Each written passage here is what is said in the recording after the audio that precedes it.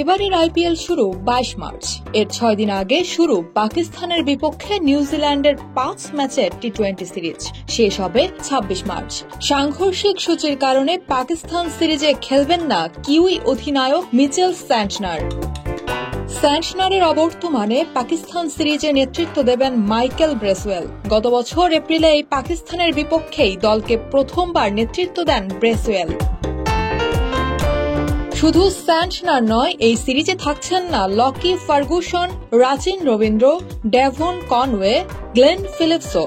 বলা যায় দ্বিতীয় সারির দল নিয়েই পাকিস্তানের বিপক্ষে খেলবে নিউজিল্যান্ড। ব্রেসওয়েল সহ চ্যাম্পিয়ন্স ট্রফি খেলার 7 জন ক্রিকেটার আছেন পাকিস্তান সিরিজের নিউজিল্যান্ড দলে। দলে ফিরেছেন স্পিনার ইশ সোধি।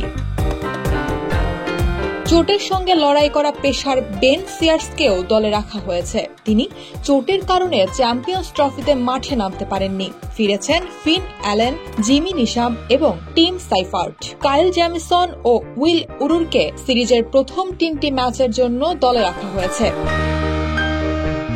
পেসার ম্যাট হেনরি থাকবেন শেষ 2 ম্যাচের জন্য।